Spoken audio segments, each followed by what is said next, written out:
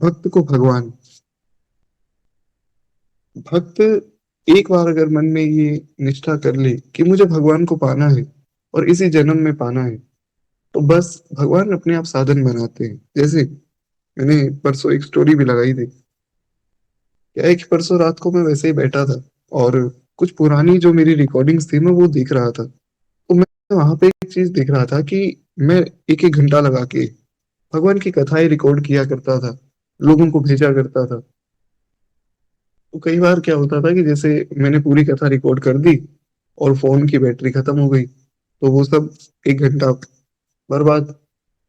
कई बार ऐसा होता था कि मैंने कथा रिकॉर्ड कर दी लेकिन मेरा हाथ अब एक ही पोजीशन में है, तो उसके कारण वो हाथ सीधा ही नहीं हो पाता था। तो ठाकुर जी की कृपा दिखी कि अब तो हमारे पास ऐसा सुंदर साधन है कि हम सब यहाँ एक साथ नित्य ही मिलते हैं और नित्य ही अब तो कथा हो रही है। तो भगवान अपने आप साधन प्रदान करते हैं। हाँ, हालांकि इससे ये बात साबित नहीं होती कि मैं कोई भक्त हूँ। वैसे एक एग्जाम्पल के तौर पे इसे देख सकते हैं। तो जिसका जिससे सहज स्नेह होता है उसे वो व्यक्ति मिल जाता है। पर प्रेम से बोलिए भक्त वत्सल भगवान की जय। महाराज ऐसा ही कुछ प्रेम जानकी जी का भगवान के प्रति था। अब जब सब सखियां भगवान को देखने के लिए चली, जानकी जी थोड़ा शर्मा रही और बाकी सब सखियां उनको देखकर प्रसन्न हो रही। बड़ी सुंदर ये माधुर्य की लीला है। भगवान ने जानकी जी को देखा और भगवान देखते ही रह गए। ऐसा सुंदर उनका रूप है कि भगवान की नजर ही नहीं हटी। और अभी महीना है ठंड का, ठंड चल रही, लगभग नवंबर दिसंबर के आसपास का समय है। और ऐसे समय में, और वो भी सुबह का समय, अब सोचिए ठंड का मौसम और उसमें भी सुबह का समय, लगभग 4 5 6 बजे के आसपास का समय। इस समय में भगवान के माथे पर पसीना आ रहा है जानकी जी की सुंदरता को देखकर। तो यहाँ पर बाकी सब सखियों का एक सुंदर भाव है जो कि अभी कल परसों ही प्रभु कृपा से मैंने सुना है। बड़ा प्यारा एक सुंदर सा गीत है जो कि मिथिला के रसिक संत गाते हैं। वे कहते हैं, काहे छूटल लीलार पर पसीना हो लाल, काहे छूटल लीलार पर पसीना। अब ये है थोड़ा मैथिली भाषा में, तो मैं थोड़ा साथ के साथ इसका अर्थ भी बताता हूँ। वे कहते हैं कि आपके मस्तक पर ये पसीना क्यों छूट रहा है। शरद के प्रभात रहे ना दोपहरिया, और ना ही रहे जेठ के महीना, छूटल लीलार पर पसीना हो लाल, काहे छूटल लीलार पर पसीना।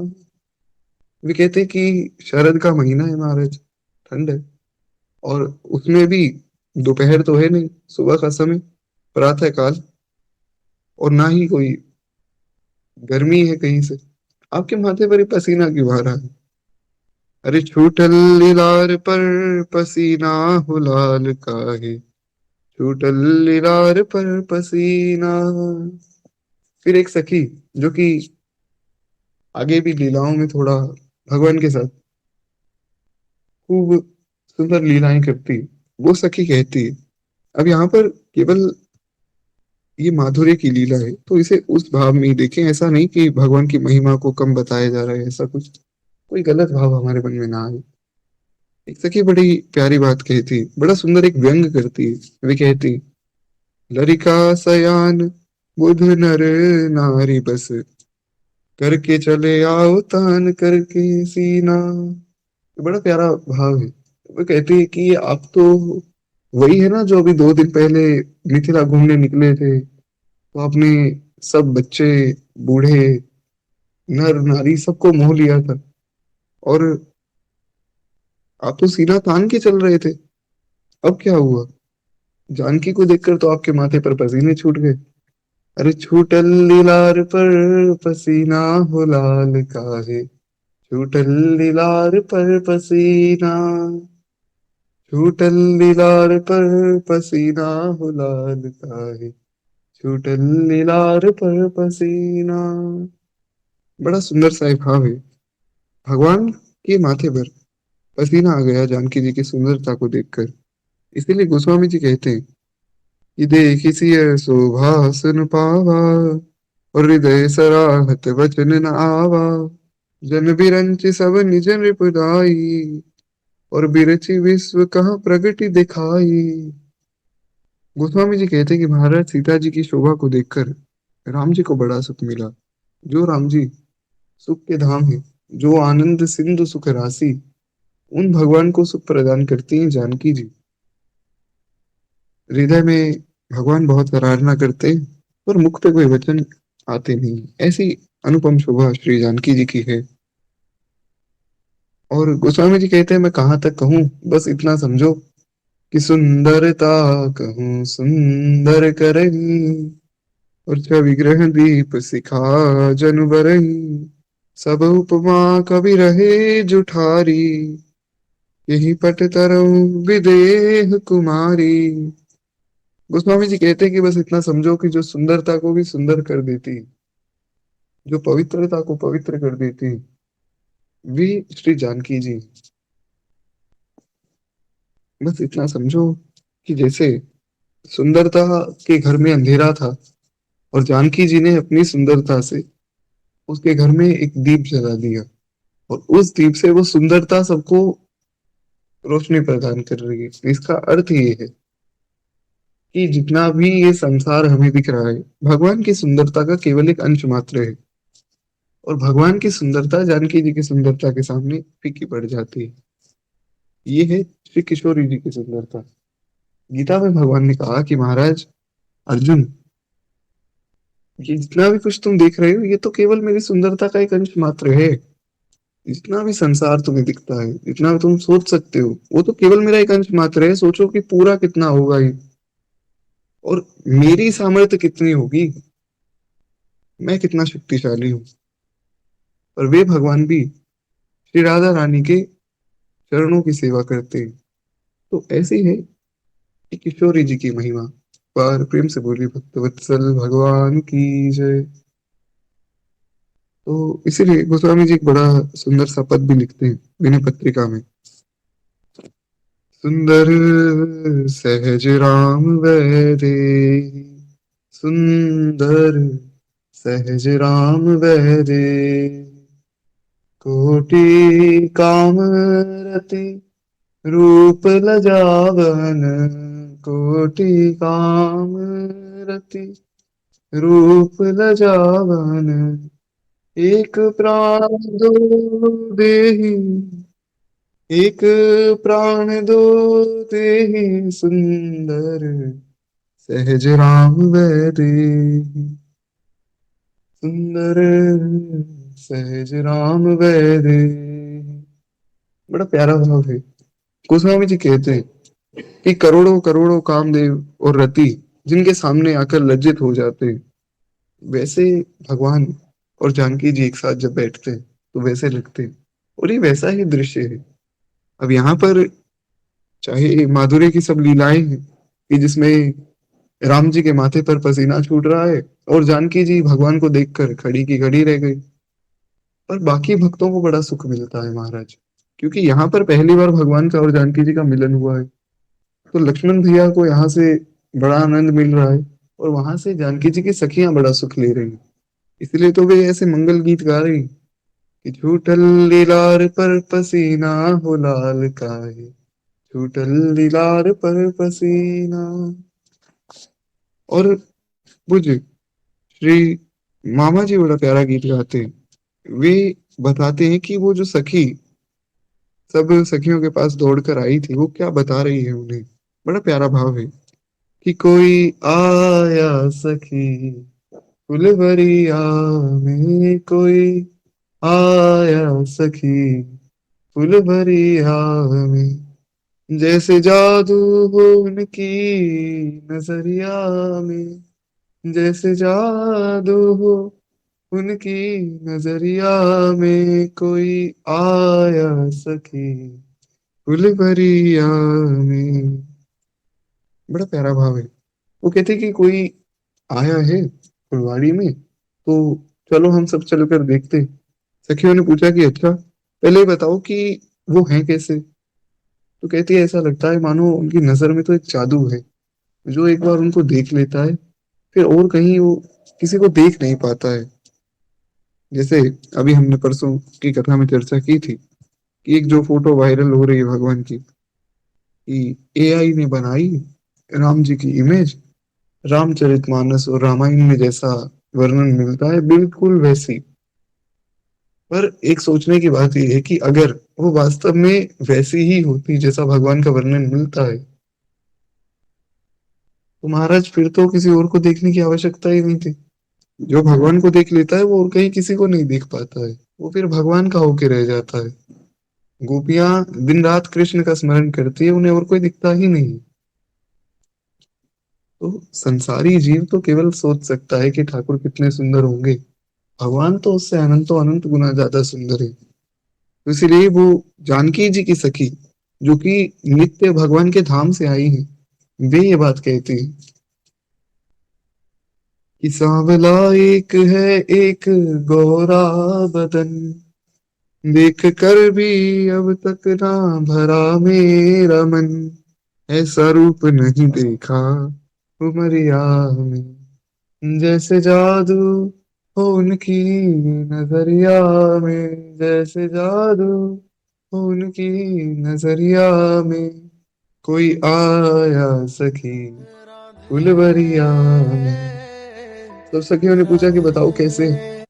तो वो नित्य भगवान के धाम की सखी होकर कहती है कि मैं वर्णन नहीं कर सकती हूँ, मैं बता नहीं सकती हूँ वो कितने सुंदर है।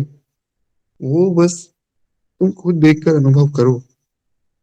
एक थोड़ा सांवला है और एक गोरा है। सांवले हमारे ठाकुर जी, गोरे लक्ष्मण भैया। तो कहते हैं वो दोनों इतने सुंदर हैं कि उनको देखकर तो अभी तक मेरा मन भरा नहीं। और ऐसा रूप ना भूतो ना भविष्यति, ना मैंने कभी देखा है और ना ही मैं आगे कभी देख सकती हूँ। ऐसा रूप नहीं देखा उमरिया में। तो सबने पूछा कि अच्छा तो बताओ वो हैं कौन, पता तो लगे कि कौन है ये दोनों जो यहाँ आए हैं, क्योंकि इससे पहले तो आज तक हमने कभी किसी को देखा नहीं है सब। तो कहते हैं कि कोई कहता है दशरथ दुलारे हैं वो, यज्ञ रक्षा में असुरों को मारे हैं वो, तीर बांधे हैं कस कर कमरिया में, जैसे जादू, हाँ हाँ जी जैसे जादू हो उनकी नजरिया में, कोई आया सखी फुलवरिया में, कोई आया सखी फुलवरिया में। एक सखी कहती है कि मैंने सुना है कि दशरथ जी के दो पुत्र जो है विश्वामित्र जी के साथ आए हैं। अच्छा क्यों आए हैं? तो कहते हैं कि उनके यज्ञ की रक्षा के लिए आए हैं, उनके यज्ञ की उन्होंने रक्षा की है और असुरों को मारा भी है। तो किसी सखी ने कहा अच्छा वो इतने शक्तिशाली है क्या। जो सखी देखकर आई थी वो बोली कि नहीं नहीं, दिखने में तो बड़े कोमल है, मुझे तो लगता नहीं कि वो कभी धनुष भी उठा सकते हैं अपने हाथों से, किसी को मारना तो। पर हाँ ये है कि उनके कमर में जो है उन्होंने तरकस तो पहना हुआ है जिसमें तीर रखते हैं, वो तो पहना हुआ है तो शायद हो भी सकता है। पर असुरों को मारना ये बात कुछ बनी नहीं क्योंकि दिखने में बड़े कोमल है। तो एक सखी ने बताया कि ऐसा नहीं है, वो दिखने में बड़े कोमल हैं, पर मैंने सुना है कि ताड़का को भी उन्होंने मारा है और ताड़का को एक ही बाण में मार दिया। एक ही बाण प्राण हर लीना, और दीन जान प्रभु निज पद दीना। भगवान ने एक ही बाण में ताड़का को मार दिया। तो वो सखी कहती है मैंने ऐसा सुना है कि बड़े शक्तिशाली हैं।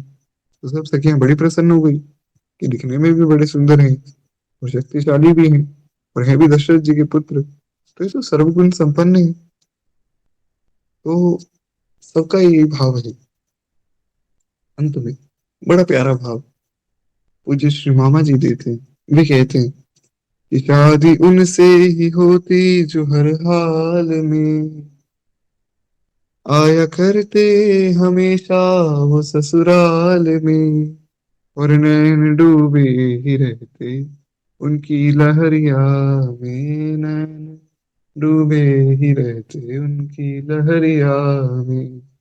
जैसे जादू, हाँ हाँ जी, जैसे जादू उनकी नजरिया में, कोई आया सखी फुलवरिया में, कोई आया सखी फुलवरिया में। बड़ा प्यारा भाव है। एक बार प्रेम से बोलिए, भक्त वत्सल भगवान की जय, जय जय श्री सीताराम। तो ऐसा सुंदर सबके मन में मनोरथ है। भगवान की स्तुति बड़ी प्रिय है। वेद में भगवान के बहुत से नाम बताए गए, उसमें भगवान का एक नाम बताया गया है स्तुति प्रिय, जिनको स्तुति बड़ी प्यारी हो। तो इसीलिए आप कभी भी देखेंगे तो भगवान के लिए मंगल गीत गाए जाते हैं। हम कोई भी लीला सुनते हैं, राम लीला हो, कृष्ण लीला हो, भगवान की स्तुति होती है। अभी कल नरसिंह चतुर्दशी थी, तो कल एक बड़ी प्यारी कथा सुनाने का मेरा मन तो था, परंतु कल किसी कारणवश कथा हो ही नहीं पाई। हुआ क्या कि महाराज भगवान ने नरसिंह अवतार धारण किया। अब भगवान ने नरसिंह अवतार धारण तो कर लिया, हिरण्यकश्यप को मार भी दिया, पर अब भगवान को शांत कौन कराए? भगवान को इतना क्रोध आ रहा है कि अब भगवान को कोई शांत नहीं करवा सकता है। देवताओं ने सोचा कि हम जाते हैं। देवताओं को भगवान ने केवल अपना रूप दिखाया, देवता डर के भाग गए। फिर उन्होंने कहा कि इंद्र हमारे राजा हैं, इंद्र को भेज देते हैं। अब महाराज इंद्र गए तो इंद्र भी डर के भाग गए। फिर सबने सोचा कि ब्रह्मा जी को भेजो, ब्रह्मा जी सबके पिता हैं, शायद ब्रह्मा जी भगवान को जो मना ले। महाराज ब्रह्मा जी गए, ब्रह्मा जी के सामने भगवान ने अपना जो रूप प्रकट किया, तो ब्रह्मा जी भी डर के भाग गए। फिर सबने सोचा कि अब करें तो करें क्या। अंत में सबके मन में ये भाव आया कि एक काम किया जा सकता है कि हम माता लक्ष्मी को भेजते हैं, क्योंकि वो तो उनकी अर्धांगिनी है। अब लक्ष्मी माता जाएंगी तो वे ही शांत करा सकती हैं। और माता लक्ष्मी को भी बड़ा कॉन्फिडेंस था कि हाँ सही बात है, मैं जाऊंगी, मैं शांत करा लूंगी। तो माँ ने कहा कि ठीक है, मुझे ले चलो वहां पे। ब्रह्मा जी ने कहा कि माता जी, थोड़ा पहले आप अपना साज श्रृंगार कर लीजिए। माता लक्ष्मी कहती है कि कैसी बात करते हो ब्रह्मा जी, मुझे किस श्रृंगार की जरूरत है? और ये सोचने वाली बात भी है। अभी जैसा हमने सुना कि जानकी जी और राधा रानी बड़ी सुंदर है, तो जानकी जी में, राधा रानी में और लक्ष्मी जी में भेद तो है नहीं, एक ही तत्व है। अब चाहे आप उन्हें सीता जी कहें, राधा रानी कहें, लक्ष्मी जी कहें, है तो किशोरी जी ही। तो उन्होंने कहा कि मुझे किस श्रृंगार की जरूरत है? सब देवताओं ने कहा वो तो हम भी जानते हैं, पर क्या है कि भगवान की स्थिति अभी जो है वो आप जानती नहीं, भगवान बहुत ज्यादा गुस्से में है। तो आप थोड़ा सुंदर अपने बहुत बढ़िया से कपड़े पहन के उस सुंदर सा आप श्रृंगार कर लीजिए, ताकि भगवान आपको देखकर शांत हो जाए। तो माता लक्ष्मी ने सुंदर सा श्रृंगार कर लिया। अब सब साज श्रृंगार करके वे भगवान के सामने जाती। अब जैसे ही वे पहुंची, भगवान एक बार दहाड़े और लक्ष्मी जी भी उल्टे पांव वापस आ गई। सब पूछने लगे कि माता जी हुआ क्या? माँ ने कहा बस कोई मुझसे कोई सवाल नहीं पूछेगा, जिसको जो करना है करो, मैं तो वहां वापस नहीं जाने वाली हूँ। अरे, इतने समय से वो मेरे साथ हैं, आज तक मैंने इनका कभी ऐसा विकराल रूप दिखा ही नहीं। बहुत बार इन्हें गुस्सा आया है भक्तों के लिए, ये राक्षसों से लड़े भी हैं, भक्तों की इन्होंने रक्षा भी की है, पर ऐसा गुस्सा तो मैंने कभी भी नहीं देखा, जिन्होंने मुझे देखकर डराकर भगा दिया। तो महाराज सब मैं भी तो गई कि भगवान तो ऐसे शांत ही नहीं होंगे, और भगवान शांत नहीं होंगे तो संसार चलाएगा कौन? और सबसे बड़ी बात ये है कि अगर भगवान ही ऐसे हो जाएंगे तो फिर हमें कौन बचाएगा? हरि बिन संकट कौन निवारे। बड़ा प्यारा भाव मुझे आचार्य गण से। वे कहते हैं कि महाराज भगवान ही एकमात्र सबके रक्षक हैं। क्योंकि अगर देखा जाए तो कोई सोचे कि देवता हमारी रक्षा करेंगे, तो देवता तो खुद भगवान से रक्षा मांगते हैं। कोई सोचे कि मेरे माता पिता मेरी रक्षा करेंगे, तो जो शरीर आज है कल नहीं है, जिसका कोई भरोसा नहीं, वो हमारी रक्षा क्या करेंगे महाराज। तो किसी ने कहा कि मेरे मित्र मेरी रक्षा कर लेंगे। बोले कि मित्र तो काम के नहीं। मित्र कहो भाई कहो, भाई तो एक विभीषण जी भी थे जिन्होंने धोखा दे दिया। हाँ, वो बात भी ठीक है कि उन्होंने समझाया, पर एक रूप से देखा जाए तो मित्र भी काम के नहीं। बोले अच्छा, तो पिता। बोले पिता कहाँ रक्षा करेंगे, पिता तो एक हिरण्यकश्यप भी था जिसने अपने पुत्र को मरवाने के लिए कितनी कोशिश की। बोले ये बात भी ठीक है, तो ब्रह्मा जी तो रक्षा करेंगे, वो तो सब देवताओं की रक्षा करते हैं। बोले कि महाराज ब्रह्मा जी तो खुद देवताओं के साथ भागते हैं भगवान के यहाँ पे। बोले शिव जी। बोले शिव जी भी एक बार, जब भगवान ने वरदान दे दिया था भस्मासुर को, अब क्या है, भोले बाबा बेचारे बड़े भोले हैं, जो भी उनसे कुछ मांगता है उसको दे देते हैं। तो उन्होंने वरदान दे दिया, भस्मासुर ने कहा जिस पे हाथ रखूं वो खत्म हो जाए। भोले बाबा ने कहा ठीक है भैया, आशीर्वाद है, एवं अस्तु। अब वो ऐसा मूर्ख है कि वो भोले बाबा से वरदान लेकर उन्हीं के पीछे भागने लगा। उसे ये लग रहा है कि शायद मैं भगवान शिव को नष्ट कर दूंगा तो मैं ही शिव हो जाऊंगा, और भोले बाबा भी लीला में सहयोग कर रहे हैं, वो भी आगे आगे भाग रहे हैं। वो मूर्ख ये नहीं सोच पा रहा कि कोई साधारण व्यक्ति थोड़ी है जिन्हें मैं भस्म कर दूंगा। ये काल के भी काल, ये महाकाल है, भगवान है। पर वहां पर भी उस लीला से भोले बाबा ने ये बात स्पष्ट की। उन्होंने कहा कि भैया मैं भी भगवान की शरण में हूँ, वे परम वैष्णव है, तो इसीलिए बचते हैं केवल भगवान, रक्षा केवल भगवान कर सकते हैं बस। ऐसा भाव हर एक व्यक्ति के मन में होना चाहिए। तो सब देवता डर रहे हैं कि हमारी रक्षा कौन करेगा अगर भगवान ऐसे हो जाएंगे तो फिर ब्रह्मा जी के मन में एक युक्ति आई। ब्रह्मा जी ने प्रहलाद जी को कहा कि बेटा प्रहलाद, देखो भगवान बड़े गुस्से में है, केवल एक तुम ही हो जो शांत करा सकते हो। छोटे से 5 वर्ष के प्रहलाद जी, और प्रहलाद जी महाराज भगवान के चरणों में अपने छोटे छोटे हाथ रखते हैं और भगवान को प्रणाम करते हैं। भगवान ने झुककर देखा कि मेरे चरणों में लगता है किसी ने फूल चढ़ा दिए होंगे, कोई पूजा करके गया होगा। तो देखा तो ये तो प्रहलाद जी हैं, जिनके कोमल कमल के फूल के समान सुंदर हाथ हैं। भगवान और उनके भक्त दोनों ही बड़े सुंदर होते हैं। भगवान ने प्रहलाद जी को गोद में उठाया और भगवान का सब क्रोध शांत हो गया। अब जानवर की एक प्रवृत्ति होती है कि वो जिससे प्रेम करता है वो उसे चाटता है। भगवान का मुख जो है वो सिंह के समान है, तो भगवान प्रहलाद जी को चाटने लगे। प्रहलाद जी पर भगवान बड़े प्रसन्न हो गए।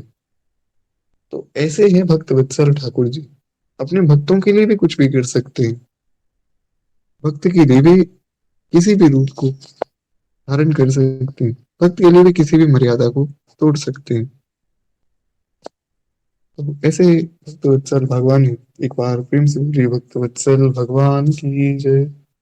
तो इसीलिए भगवान ये सब लीला भक्तों को आनंद देने के लिए करते हैं।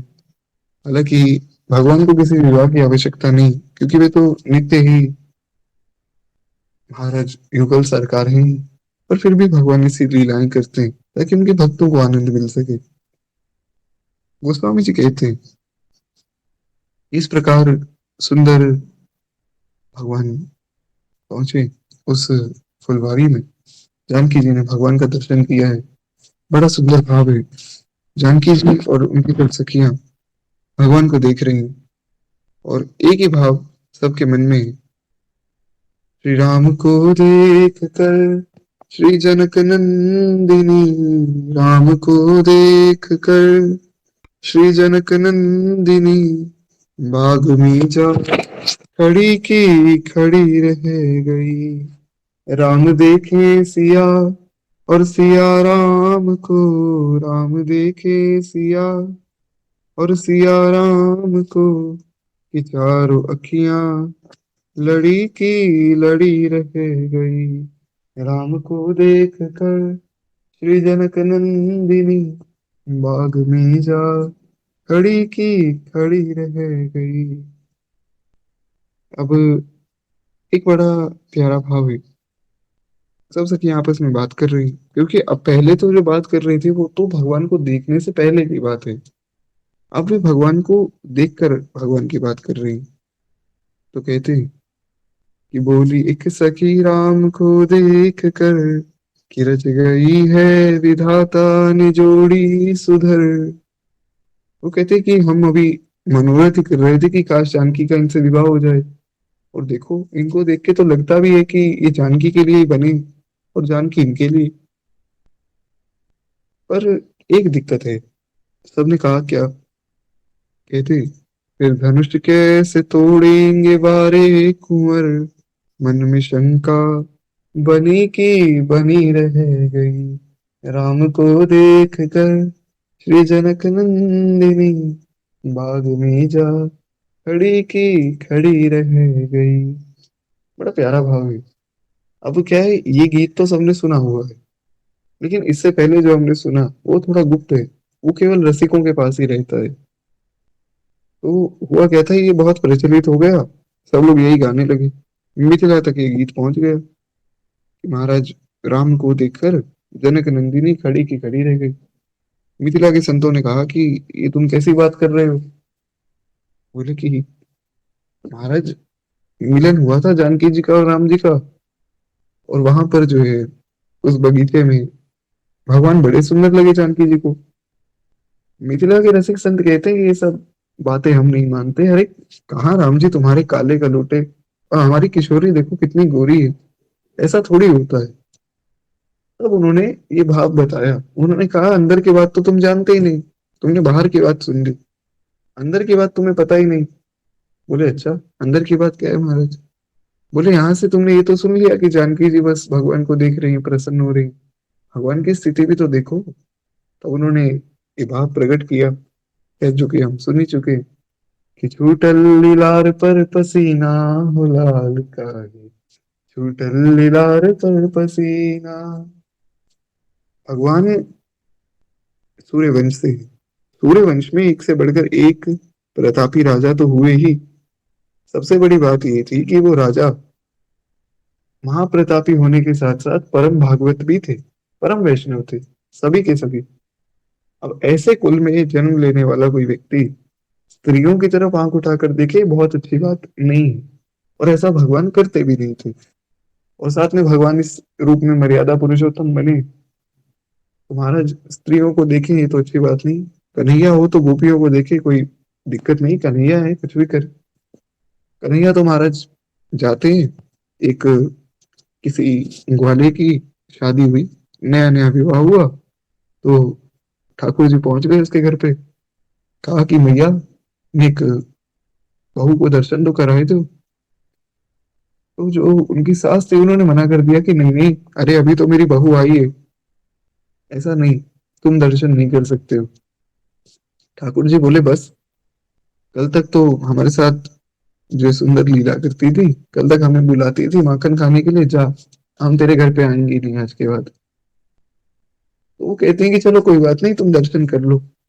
अब महाराज अंदर पहुंच गए। अंदर पहुंचे और नई बहू थी, तो उन्होंने क्या है घूंघट किया हुआ था। तो कहते हैं कि अरे सखी, घूंघट उठा दिया सीधा, कोई पूछा नहीं कुछ नहीं। घूंघट उठाकर कहते हैं कि सखी तुम कौन हो? अब वो बेचारी नई बहू, वो थोड़ा शर्मा गई। उन्होंने महाराज घूंघट फिर से नीचे कर दिया। भगवान बोले कि अरे जरा दर्शन तो कराओ अपना। वो कुछ बोली नहीं, बस वो इसी प्रकार अपना मुख दूसरी ओर कर लेती, भगवान को किसी प्रकार मना कर देती। अब महाराज ठाकुर जी थोड़ा नाराज हो गए।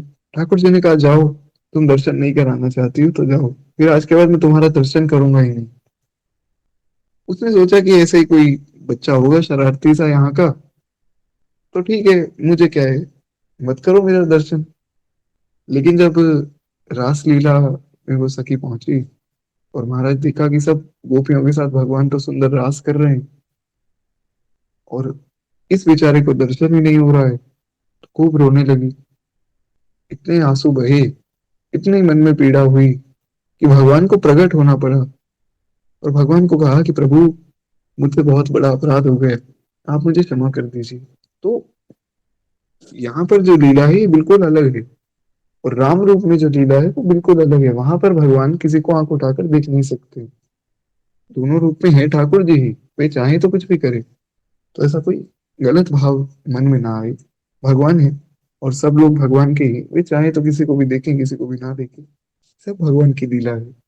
खैर, एक बार प्रेम से बोलिए भक्तवत्सल भगवान की जय। यहाँ पर भगवान जानकी जी को क्यों देख रहे हैं? क्योंकि भगवान जानते हैं कि इनसे मेरा विवाह होने वाला है। जानकी जी जानती है इनसे मेरा विवाह होने वाला है।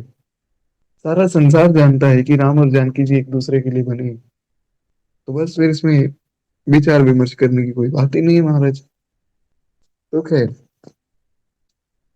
अब जानकी जी भगवान को देख रही हैं, भगवान जानकी जी को देख रहे हैं।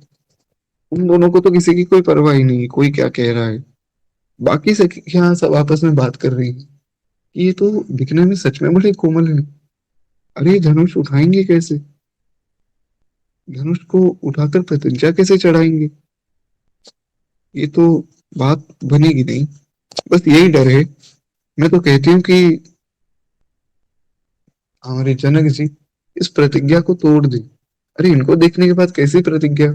मैं तो कहती हूँ छोड़ो प्रतिज्ञा, विवाह करा दो सीधा।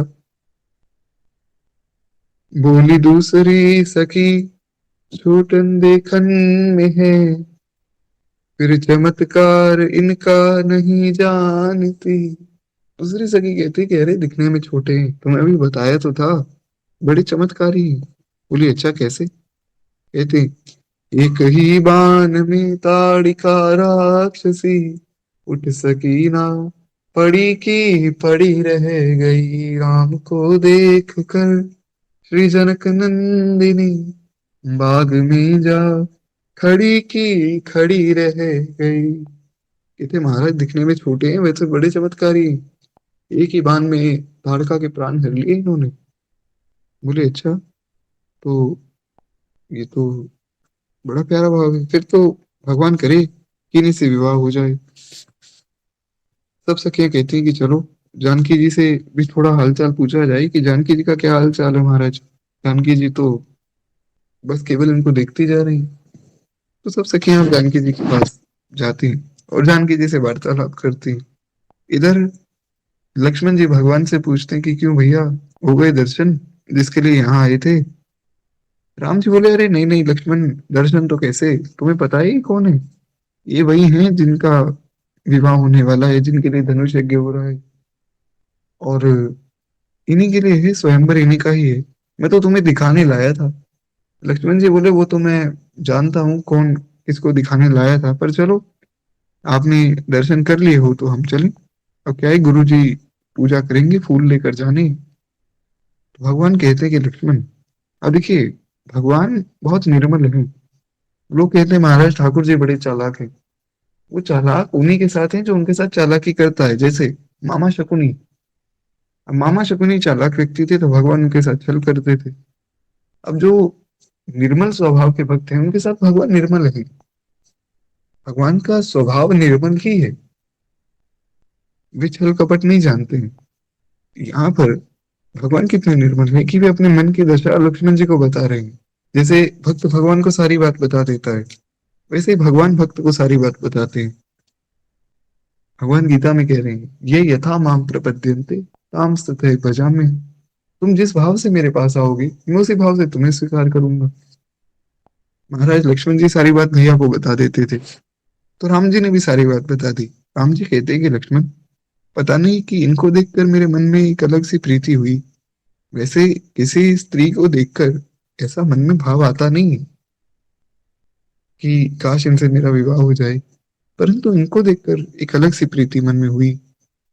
रघुवंशियों का तो ये सहज स्वभाव है कि उनका मन कभी भी कुमार्ग पर नहीं रहता है। मुझे तो अपने मन का अत्यंत ही विश्वास है कि मैं तो किसी और को देख ही नहीं सकता हूँ। लेकिन पता नहीं इनको देखकर मेरे मन में कुछ प्रीति तो हो रही। वैसे मैंने स्वप्न में भी किसी पराई स्त्री का दर्शन नहीं किया है। पराई क्या, किसी भी स्त्री का दर्शन नहीं किया है। क्योंकि महाराज अभी तो कोई सगी स्त्री है ही नहीं, कोई पत्नी तो है नहीं। तो पराई स्त्री का तो सवाल ही नहीं उठता। पर यहाँ पर गोस्वामी जी ने लिखा, मोहियति से प्रीति मन माही, जेहि सपने हूँ पर नारी ना हरी। एक भाव है, एक सूत्र है, जो कि थोड़ा रहस्यमयी है। क्या होता है कि जो संत होते हैं उनकी वाणी बहुत रहस्यमयी होती है। गोस्वामी जी ने यहाँ पर ये क्यों लिखा पर नारी? लिखना था तो ये लिखते कि किसी भी नारी को देखकर भगवान का मन ऐसा विचलित नहीं होता, या स्वप्न में भी भगवान किसी नारी का दर्शन नहीं करते, ये लिखते। क्योंकि अभी तक भगवान कुंवारे हैं, और कुंवारा पुरुष तो किसी भी नारी का दर्शन करे तो वो तो पर नारी हुई। पर गोस्वामी जी ने लिखा पर नारी, तो यहाँ पर गोस्वामी जी स्पष्ट करते हैं कि भैया, जो आते हैं ना लोग तर्क वितर्क करने, उनको जवाब दिया कि देखो, जानकी जी को तो वो नित्य देखते ही रहते हैं स्वप्न में। जानकी जी से अलग नहीं होते हैं भगवान, बाकी किसी नारी का दर्शन वो स्वप्न में भी नहीं करते हैं। ये भाव है। खैर, एक भाव ये भी है जो कि थोड़ा समझने योग्य है, कि एक रूप से देखा जाए तो भगवान सबके पति हैं। पति का मतलब होता है रक्षा करने वाला। तो भगवान सबके पति हैं, जगत पति हैं। और बाकी सब जितने भी लोग हैं वे सब भगवान की पत्नियां हैं, एक रूप से देखा जाए तो इस रूप में देखें तो जो भगवान को अपना पति स्वीकार करता है, जो भगवान को अपना रक्षक मानता है, भगवान केवल उन्हीं को स्वप्न में देखते हैं। भगवान बता रहे हैं कि मैंने स्वप्न में भी किसी पर नारी को नहीं देखा है। अभी भाव बड़ा उच्च स्तर का है। मेरे सदगुरुदेव भगवान पूज्य श्री हनुमान जी महाराज का ये सुंदर भाव है। वे कहते हैं कि भगवान अपने भक्तों को छोड़कर स्वप्न में भी किसी और का दर्शन नहीं करते। ये भाव जो बड़ा सुंदर है, क्योंकि भक्त भगवान का दर्शन करता है स्वप्न में, और भगवान भक्त का। आपका दिन कैसा गया वो आपको इस स्वप्न से पता लगता है। आपने दिन में अगर भगवान का स्मरण किया है तो आपको स्वप्न में भगवान दिखेंगे, और अगर आप संसार का स्मरण करते हैं तो स्वप्न में संसार ही आएगा, भगवान नहीं आ सकते। तो इसलिए जैसे जो हमें सपना आए, हमें उस पर विचार करना चाहिए कि क्या मुझे भगवान का दर्शन हुआ, क्या भगवान मुझे स्वप्न में मिले। खैर, कहते हैं कि लक्ष्मण, रंग में शत्रु भी जिनकी पीठ नहीं देख पाते, यानी कि हम क्षत्रिय, हम रघुवंशी तो आज तक कभी रण से भागे नहीं। तो पराई स्त्रियां जिनके मन और दृष्टि को नहीं खींच पाती, भिखारी भी जिनके यहाँ से खाली नहीं जाते हैं, ऐसे श्रेष्ठ पुरुष संसार में बहुत थोड़े हैं, और उनमें हम लोग आते हैं। अब ऐसे वीर पुरुष सर्वगुण संपन्न तो बहुत कम लोग हैं, और कलयुग में तो बहुत ही कम लोग हैं महाराज, कि जो युद्ध में भी हमेशा डटकर सबका सामना करते हैं। किसी पर स्त्री को देखकर उनका मन आकर्षित नहीं होता है, और गरीब व्यक्ति की भी मदद करते हैं, यानी कि अच्छे काम भी करते हैं। तो राम जी कहते हैं कि लक्ष्मण, पता नहीं क्यों मेरे मन में कुछ प्रीति तो हुई इनको देखकर। और भगवान सहज ही बता रहे हैं, कोई ऐसा नहीं कि भगवान कुछ बनाकर कह रहे हैं या कुछ छिपा रहे हैं, कुछ भी नहीं। सहज ही सब कुछ बता रहे हैं। भगवान का स्वभाव बड़ा निर्मल है। कहते हैं, करत बत कही अनुज सम, नमसीय रूप लोभान, मुख सरोज मकरंद छवि, करई मधुप इव पान। कहते हैं कि हे लक्ष्मण, मेरा मन सीता जी को देखकर बड़ा लुभाता है। मुख रूपी कमल की छवि रूपी मकरंद के रस को भूरे की तरह पी रहा है, यानी कि सिंपल शब्दों में, जैसे एक भंवरा कमल के रस को पीता है, वैसे ही मेरा मुख उनके मुख को देखकर आकर्षित हो रहा है। और वहां से जानकी जी वे किस प्रकार भगवान का दर्शन करती हैं, गोस्वामी जी कहते हैं, चितवती चकित चहु दिसि सीता, कहाँ गए नृप किशोर मन चिंता, जहाँ बिलोक मृग सावक नैनी, जनु तहाँ बारिश कमल सिच श्रेणी। कहते हैं सीता जी चकित होकर चारों ओर देख रही, मन में इस बात की चिंता कर रही हैं कि कहीं राजकुमार कहाँ चले गए, क्योंकि भगवान पलट गए लक्ष्मण जी से बात करने के लिए। तब वे जानकी जी बड़ी व्याकुल हो गई कि अरे मैं तो दर्शन कर रही थी, कहाँ चले गए अचानक से। तो बाल मृग नयनी। अब देखिए, गोस्वामी जी ने बड़ा सुंदर विशेषण का प्रयोग किया है। गोस्वामी जी कहते हैं कि जानकी जी के नेत्र कैसे हैं? बाल मृग के समान। मृग के नैन बहुत सुंदर होते हैं, और उसमें भी जो बाल मृग होता है उसके नैन बहुत कोमल भी होते हैं और सुंदर तो होते ही हैं। तो गोस्वामी जी कहते हैं कि जानकी जी के नेत्र बड़े कोमल हैं, उनमें बड़ी करुणा है। उनमें इतनी करुणा है कि भगवान से भी ज्यादा करुणा वे करती हैं। अब इसका प्रमाण ये है, जयंत आया महाराज भगवान का बल देखने। उसने जानकी जी के वक्षस्थल पर प्रहार किया। जानकी जी ने कहा कोई बात नहीं, अपना ही बच्चा है। उन्होंने भगवान को कुछ बताया नहीं। लेकिन भगवान जो है जानकी जी की गोद में ही सो रहे थे, तो भगवान के मस्तक पर अब खून गिरने लगा। भगवान उठे, भगवान ने देखा कि क्या हो गया। जानकी जी ने कहा कुछ नहीं प्रभु, कुछ भी नहीं हुआ। भगवान तो भगवान है, सब कुछ जान गए। भगवान ने एक छोटा सा तिनका उठाया और तिनका उस जयंत के पीछे छोड़ दिया। अब वो तिनका ब्रह्मास्त्र बन गया। भगवान ने कहा तू मेरा बल देखने आया था, देख, भाग, जहां तक भाग सकता है तो भाग। जयंत गया अपने पिताजी के यहाँ और कहा कि पिताजी ऐसी ऐसी बात हो गई। इंद्र ने तो सबसे पहले गेट बंद कर दिए। इंद्र ने कहा स्वर्ग में जगह नहीं, भाग जाए यहाँ से। अपने पिता ने ठुकरा दिया। बोले चलो, अपने पिता ने ठुकराया तो क्या हो गया, परम पिता ब्रह्मा जी के पास जाते हैं।